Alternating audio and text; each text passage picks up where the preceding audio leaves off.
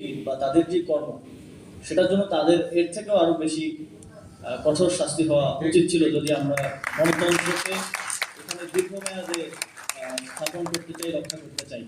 কিন্তু ওই কাঠামোটা, ওই আইনি কাঠামো না থাকার কারণে তাদেরকে কিন্তু আমরা অ্যাকাউন্টেবল করতে পারছি না। ফলে আমাদেরকে ওই কেউ গিয়ে একটা হত্যা মামলা করছে, কারণ নাম ঢুকিয়ে দিচ্ছে, ওই তার প্রতি যে ক্ষোভ বা যথাযথভাবে তার বিরুদ্ধে যে ব্যবস্থাটা কিভাবে নেবে সেটা সে জানে না। সেই প্রসেসটা আমাদের জাতিগতভাবেও নেশন হিসেবে আমাদের আসলে নাই। তো এই জন্যই আমরা আসলে রাষ্ট্রের কাঠামোগত সংস্কারের কথা বলি।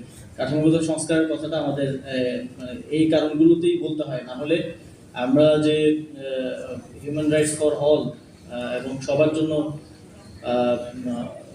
জন্য কথা বলার যে জায়গাটা সেটা আমরা আসলে তৈরি করে উঠতে পারছি না।